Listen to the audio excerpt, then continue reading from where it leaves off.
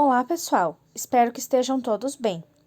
Tema de hoje para a aula de História: colonos e jesuítas, bandeiras e bandeirantes. A mão de obra: colonos versus jesuítas. Os indígenas, como vimos no capítulo 5, estavam divididos em diversas nações, e os portugueses utilizaram as rivalidades entre eles para escravizá-los. Foram utilizados como mão de obra primeiro na coleta do pau-brasil, e depois nas lavouras, engenhos e criação de gado. Os portugueses aprisionaram indígenas considerados por eles como hostis ou bravos. Com a chegada dos jesuítas no Brasil, junto com Tomé de Souza em 1549, liderados pelo padre Manuel da Nóbrega, as rivalidades com os colonos começaram. Os religiosos fundaram o Colégio de São Paulo de Piratininga, em 1554, hoje São Paulo. A intenção deles era catequizar os indígenas pagãos. Os jesuítas espalharam-se pelo Brasil e fundaram outros colégios e aldeamentos, para agregar indígenas com o objetivo de salvar suas almas e lhes impor um modo de vida cristão. Em princípio, os jesuítas não eram contra a escravização dos indígenas, pois sua alma deveria ser salva por meio da conversão ao cristianismo, mesmo que para isso tivessem de ser cativos, condição preferível à de pagão. Com o tempo, entretanto, os jesuítas começaram a reclamar da forma como os colonos tratavam os indígenas, acusando-os de não ligarem para a sua vida espiritual, preocupados que estavam com o trabalho em suas terras ou em sua utilização para a defesa de suas propriedades. Os indígenas eram chamados de negros da terra ou negros brasis. Os paulistas foram os primeiros que mais organizaram expedições chamadas de bandeiras, para aprisioná-los, mas não foram só eles. Homens de outras capitanias fizeram o mesmo. Foi o caso da família Garcia de Ávila, que desde o começo capturou indígenas e os escravizou.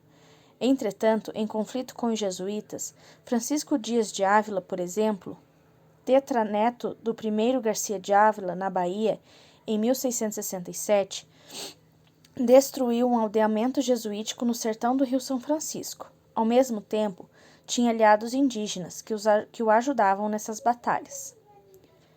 Bandeiras e bandeirantes.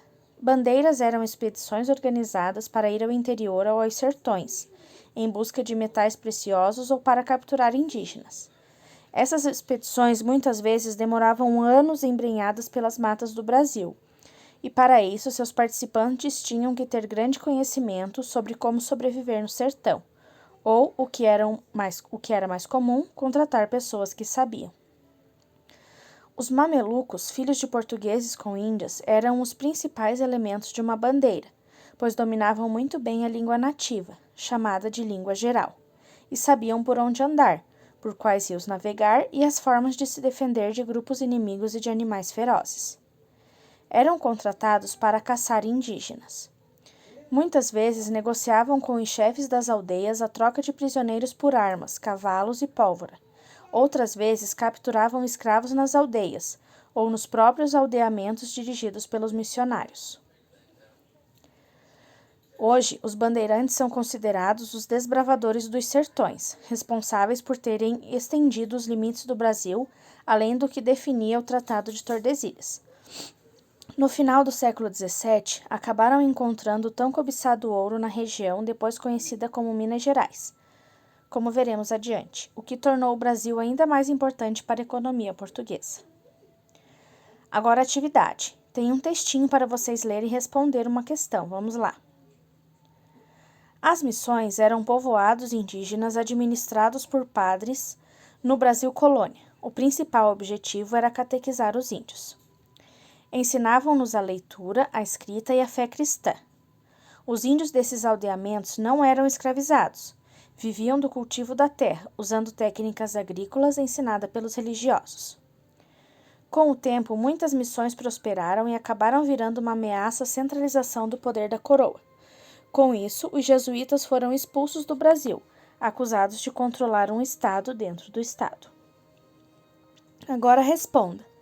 Explique para que serviam as missões jesuíticas.